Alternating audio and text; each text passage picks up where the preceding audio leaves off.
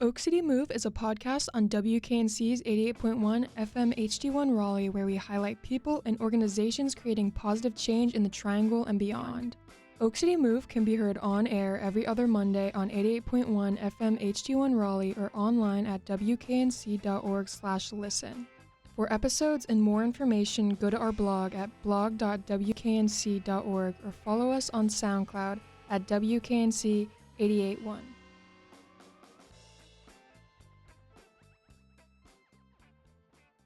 Hello, 88.1 WKNC Raleigh. The song you just heard was Sweaty Linen by Surf Ninja 3. I'm Sophia Magnanini, your host, and you're listening to Oak City Move. Today we are joined by a very special guest, Avery Hobgood, Volunteer and Engagement Coordinator for Read and Feed. So first off, I just want to thank you so much for coming in and joining me today. And also, if you wanted to just kind of explain an overview of what Read and Feed is for listeners who may not know. Yeah, absolutely. Thank you so much for having me. I'm excited to be here and share more about Read and Feed and what we do. Our mission at Read and Feed is to strengthen literacy skills among underserved elementary school children and provide meals in a nurturing neighborhood environment. So, we are a nonprofit that's based here in Cary, so very close to Raleigh. But we serve students all across Oak County. So the main way that we, go about fulfilling our mission is through our after-school literacy tutoring program, where students are referred to our program. They come to Read and Feed once a week. They get literacy tutoring. They get a healthy snack and a meal, and they also get to self-select 3 books every single week that they get to keep and take home. So that's the main bulk of our program, but there are other ways that we also get at our mission, and I'm sure we'll get into that throughout the rest of this. Perfect. No, that's awesome. If you kind of wanted to explain what Read and Feed's mission kind of looks like in the day-to-day work, or kind of what the typical tutoring session might look like. Absolutely. So we have sites that are meeting Monday through Thursday. So every night we have a Read and Feed site, and where sites are all across the county that's meeting. So students come to tutoring.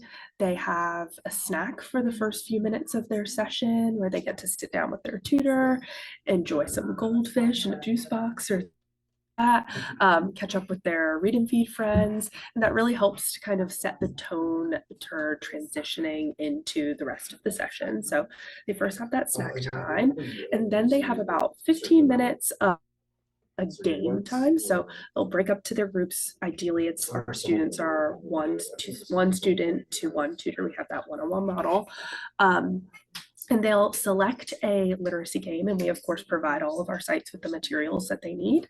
So we have a variety of games that we call our curriculum games at each site, and they each are actually labeled with a component of literacy. So the 5 components of literacy are what our program is really based on, the science of reading. Well, so each game is labeled with one of those components, and our student, their tutor, will pick out a game that is also in alignment with the component that the student is currently working on.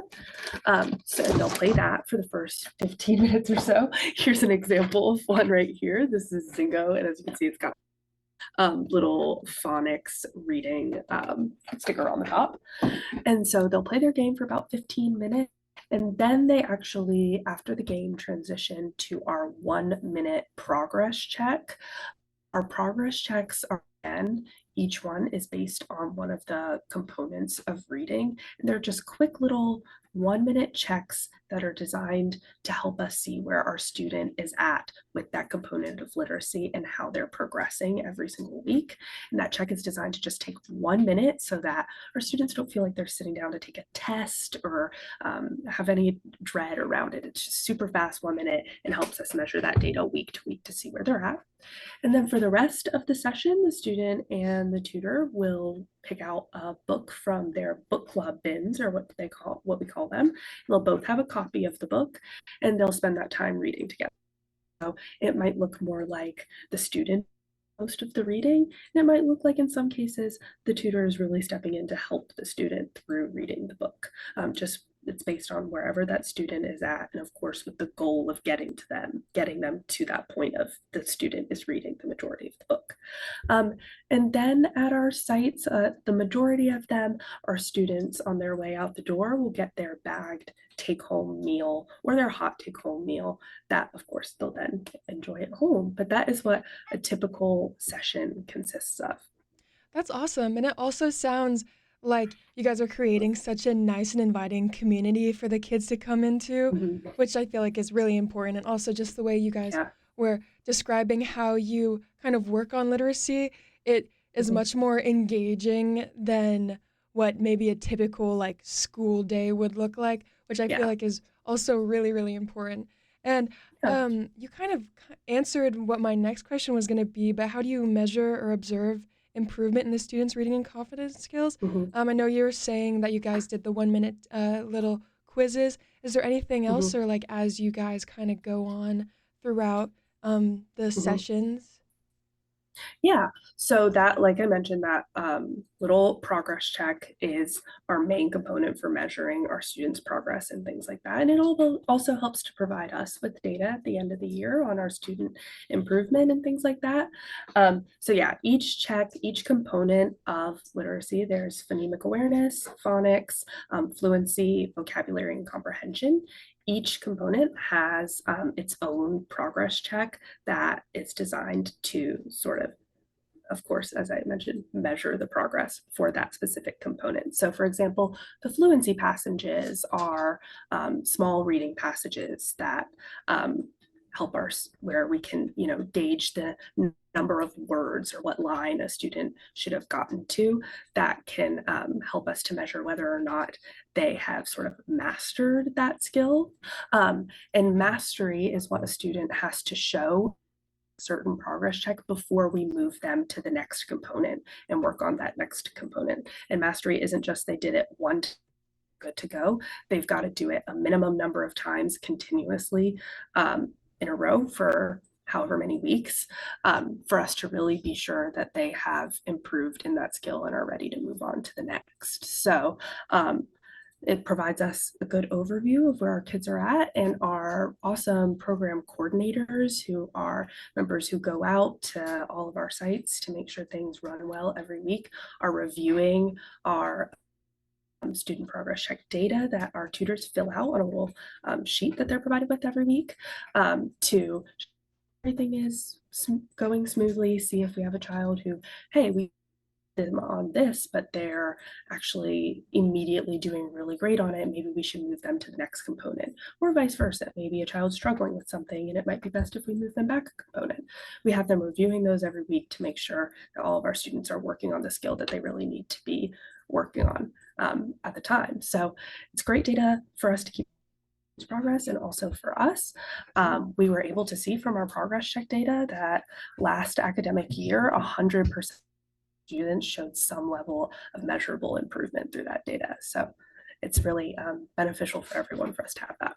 No, yeah, that's awesome. Especially 100% of the students is something Yeah, really, really great.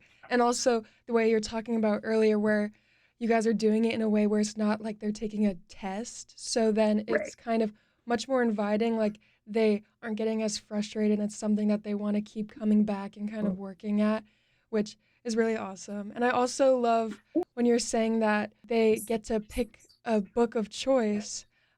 Is there anything like, do you think I wanted to ask you, why is choosing a book of their own important for developing lifelong readers? Yeah, this is a great question. So, of course, they have that book that they're reading with their tutor every week. And normally, that's one that their tutor and them will kind of sit down together and look through what's appropriate for their level. We have them separated out by grade level and things like that. But the biggest part of self selection with our program when our kids get to self-select 3 take-home books at the end of every session every week. And these, of course, the name implies, are for them to take home. They're theirs to keep forever. Of course, our program is entirely free, so they don't have to give us anything for it. And so by the end of an academic year, if a child has been with us for the full year, just depending on how many times their site met, they've collected anywhere between 80 to 100 books in their personal library at home from Read and Feed. It's really important to us to give give our kids those books, not just because we want to give them materials to practice with every week, because we can't, just expect them to come every week, work on reading once, and then magically improve. We want to be sure that they have the materials at home to also continue looking through those books and working on those reading skills at home. But it's also just a great opportunity to really give our kids some sort of agency over what books that they get to read through and things like that, because a lot of our kids, or you'll hear a lot of people say like, oh, kids just aren't really interested in reading anymore nowadays, or kids will say, I don't really like to read, but it's really just because they've never been given a book that actually identifies with their interests and what they want to learn about. So we love to give them that opportunity to self-select those books every week, so that they're choosing things that are interesting to them and that make them, really love reading and have an interest in it. It's also a great opportunity because a lot of our students come from homes where English might not be the first language spoken at home. And so there might be literacy struggles outside of just the child, perhaps siblings, or even in some cases, parents. And so it's, again, a really great opportunity to be able to give them those 3 books every week that they get to take home and build that personal library to provide those materials to maybe other members of the family. And also, It's really awesome, yeah, that you kind of let them choose their own books and kind of form their own identity that they want in mhm, what their reading style is. And like you're saying, maybe they can give it to their family or give it to friends to kind of help spread that. And it's just yeah, really cool that once again, it's a very like inviting, something that makes the kids want to come back and learn and mhm, keep going at it, which is really, really important with keeping them on this path of yeah, yeah. slowly creating their learning. I wanted to kind of switch to the food aspect of it. Mhm. Um, Read and Feed combines literacy tutoring with nutritious meals. And why do you think addressing food insecurity is such an important part of supporting literacy?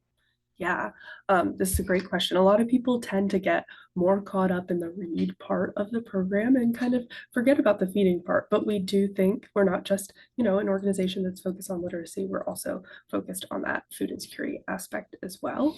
And it's mainly because we cannot expect our kids to focus or to improve a skill if they're distracted by hunger. And we also, of course, don't want our kids to have to face that distraction. So we are also addressing food and food insecurity with that snack that they have at the start of programming, and that meal that it kind of depends based on our sites what meals look like. They can be family style at some sites, and some sites prefer something that the kids take home that's a little bit faster and just better suited for that site. Um, so yeah, that's how the food aspect comes into things, just because really we want to be sure that we're nourishing the whole child. We're not just expecting them to come in after, a lot of cases, a day of school, or maybe they're feeling a little bit restless, or maybe a little bit hungry, of course. And we can't just expect them to sit down and immediately dive into tutoring and give it their best shot when, they're hungry. So we want to be sure that that's not something our kids have to face when they're with us at Read and Feed. Once again, I feel like, yeah, you guys are creating such a safe space and giving the kids all these different tools that they need to kind of be the best that they can, especially in the like situations of learning to Mhm. read. Like you were saying, it's kind of hard, especially if they're coming from like a day of school, and then when it's Yeah. younger kids, especially, they're going to be a little bit more like antsy. And so that's really awesome. And Yeah. also awesome that you do the snack in the beginning and then also send home for later, because it's like you never know what situation is, so it's like always Mhm. just prepared. Do you guys work with kind of any local community organizations or Mhm. food providers to help make the meals Mhm. available? Yeah, we've got a lot of awesome partners who help to make our program run and work the way that it does. And one of our greatest partners is the Interfaith Food Shuttle in Raleigh. They're another great organization that's focused on addressing food insecurity in so many different ways. And they are actually who we get all of our meals from. So we have our volunteers actually come to our office Monday through Thursday. They pick up a cooler from us. They get a meal meal count for the day, and they head over to the Interfaith Food Shuttle in Raleigh and pick up all of those meals for us. And again, the meals can look a few different ways, but we're equipped to have them pick up any type of meal that we've got going on that day. And then they bring them back to us and we get them out to all of our sites that evening. So the Interfaith Food Shuttle is awesome, and has really helped us provide great meals to our students. I love that, especially yeah, just the Yeah. working together. I've heard that Mhm. with a lot of the different like nonprofits that I've interviewed that it really Mhm. can't just be one person. It's a bunch of different Yeah, people, a bunch of different groups coming in to help definitely. give these people the most that they can because it is like not just one organization can solve a family's Mhm. problems. So it's so Yeah, awesome when you hear working together, especially the Interfaith Food Shuttle is amazing. I've heard about them a yeah, lot and the they're um really great. Yeah. mhm. And we um have a lot of other organizations as well who help to maybe run a snack drive for us and things like that, and help to support the snack side of things as well. that's awesome. You're saying or well, we talked about a lot about like volunteers without kind of going into it. What does volunteer training or just volunteering in general kind of look like, and what Mhm. qualities could make someone a great read and feed tutor? Yeah. So volunteering can look a few different ways. We've got four main roles that volunteers serve. So they'll work as a reading tutor. They can do that meal pickup and delivery, like I mentioned, from Interfaith Food Shuttle. We've got awesome office volunteers who help us support all of the programs here from the office by getting materials ready, packing snack bags, sorting book donations, all sort of things like that.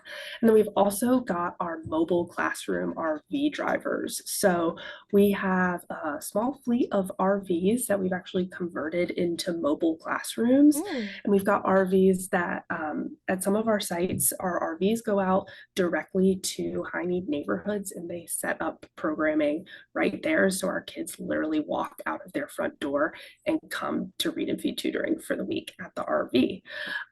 So we've also got awesome volunteers who, of course, after going through training, help to drive those RVs and get them out to our sites in Raleigh and Holly Springs and here in Cary, our three RV space sites.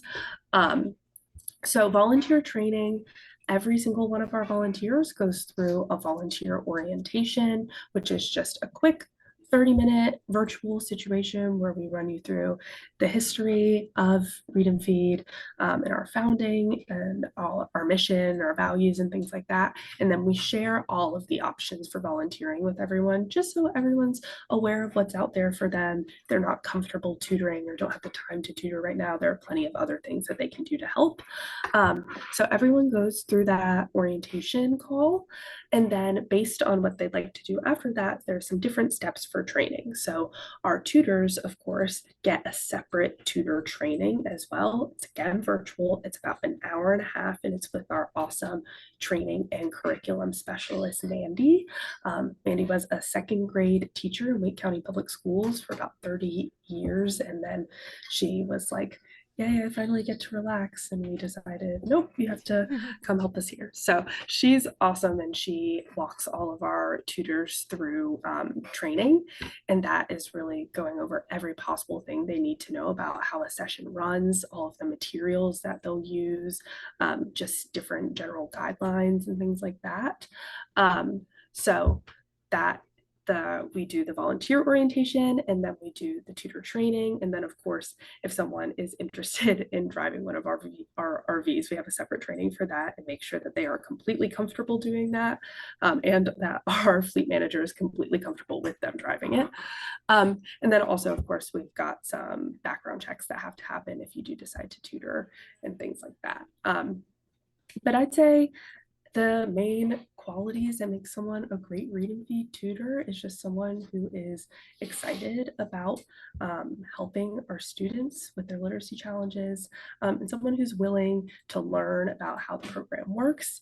But really, just as long as they're willing to learn and be patient with our students as they work through things, then we they'd be a great tutor, I'm sure. Yeah. But our tutors definitely don't have to have any sort of education background. Of course, that's super helpful when they do, but it's certainly not required. And I'd say the vast majority of our tutors do not have an education background. That's awesome, especially the many different parts that a tutor can take place. If they're not really too sure in one area, they can Yeah. help in another area, which is really awesome. And also Mhm. the RV, yeah, the going to the neighborhoods is really, really cool. And I bet really Yeah. helps a lot of the parents also and the kids who maybe Mhm. can't take their kids to the sites, but Yeah. that's really cool. And also really nice that it's like you kind of give them this like process so then it's also like Mhm. making sure that everyone that is volunteering is like doing it for the Mhm. right reasons or is going to um, contribute a good part to the organization. Um, Yeah, and I think it also helps just make sure that our volunteers feel totally comfortable going into things because we mm, do have a lot of people who come in and maybe they're like, I have no education background, like I'm really nervous about things. We just want to make sure they feel completely equipped before, having them go sit down with a student so they, just feel ready for things. So that's also a pro of having a more fleshed out training process for mm. people. And I bet having the tutors and the volunteers feel more confident kind of helps add to the kids themselves feeling more confident, Yeah. which is really awesome. If you wanted to, how many sites do you guys have or different Yeah. places? So right now with our regular programming, we have 14 active sites. And our sites, I forgot to mention, they look generally one of three different ways. So they're either meeting at our kids' schools after they get off of school that day. They're meeting at a familiar sort of faith-based location in the community that's offered us a space. And that also does a lot of other work around in the surrounding area so that families and kids are familiar with them. Or we have those RV based sites that meet on our mobile classrooms. So we're always bringing our services to our kids so that, again, they don't have to face a transportation barrier and, go out of their way. We want to be sure it's convenient and accessible to everyone. So, yes, got 14 active sites across Wake County right now. That's awesome. Because, yeah, my next Yeah. question was going to be how vital is your partnership with the Wake County Public School System? And how do you guys Yes. collaborate with schools to identify students who possibly need support? Or is it more of a this families come to you guys?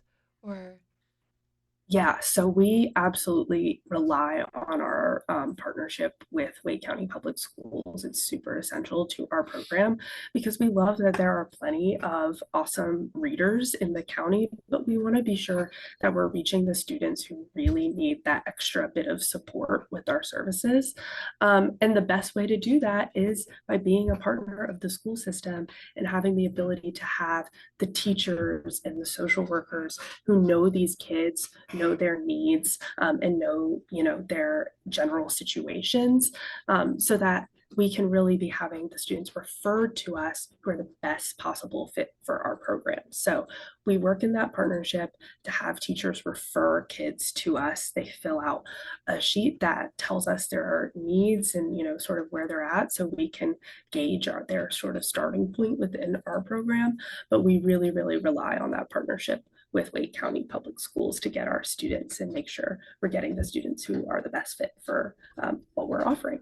since you were saying that a lot of the times you guys are coming to the schools to meet, and so it it's really cool to see, Mhm. yeah, the partnerships once again where it's not just one group, it's in multiple different groups helping one another to make sure that these kids can get the best out of this situation. Really amazing. Yeah. What are some of the biggest challenges faced by the students you serve, and how does Read and Feed work to overcome them? Or have you noticed any changes in trends of literacy since like the pandemic or something like that?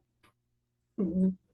Yeah, I'd say both parts of the question are very connected because, of course, every kid is different. They all face a different set of challenges, and challenges might shift depending on what just generally the student.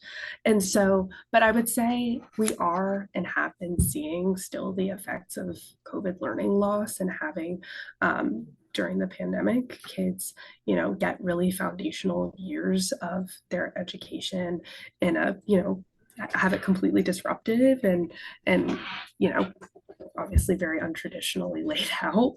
Um, so actually coming out of COVID, our program, since we're partnered with Wake County Public School elementary schools, of course we serve K through fifth grade, but especially after coming out of COVID, we decided to have an emphasis on first, second, and third grade because as students approach the end of the third grade, the urgency to get them reading on grade level really increases because there's a lot of research that's come out, even especially after COVID, to show that whether or not a child is reading on grade level by the end of the third grade is really connected and indicative to their future academic success and high school graduation rates and all things like that. So especially after coming out of COVID, seeing COVID learning loss, seeing kids just feeling so behind, and because they missed those foundational years that really helped get them on track to with their reading. We decided to focus on first, second, and third grade to try and make sure that we can get our third graders reading on grade level. But of course, we still serve fourth, fifth, and second semester kindergartners. But yeah, I would definitely say one of the biggest challenges our kids face is just because we're serving kids who already have those literacy challenges, just getting behind and being behind from those foundational years, and then just really needing that extra support, especially that one-on-one support with a tutor. So there's that. And then also in some cases, our kids, a good number of our kids can use some extra economic support as well. And so we try to help out as we can with that, with the meals aspect of things, making sure that our kids and their families or our kids have a meal that their families don't have to worry about at least one night a week because they went to reading That's really that day. interesting too to hear about the scientific more aspect about it, where it's like the first grade through third grade, and Mm-hmm. so it's really nice to see that you guys are focusing on that and using that information to kind of make sure that these kids will be prepared for the future and that they can have the best possible outcomes.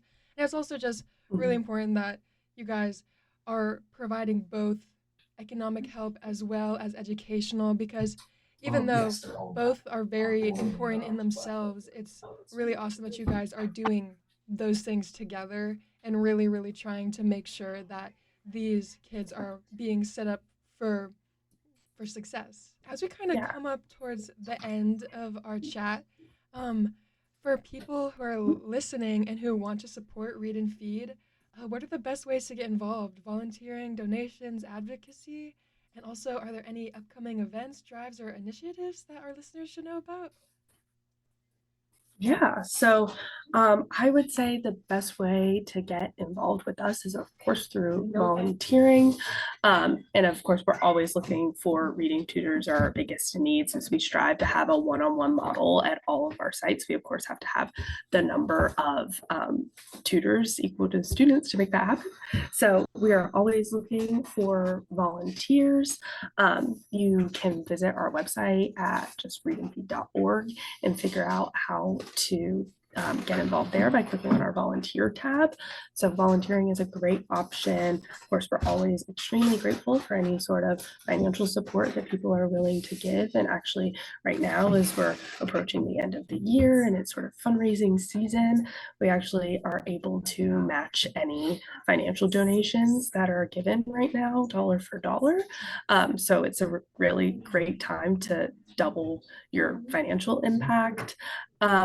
Book drives and healthy snack drives are always something that we're looking to have hosted by really any sort of group can hold a drive, whether it's at school or work. People hold them within their neighborhoods, their book clubs, student clubs. Really, any group can hold a book drive or a healthy snack drive.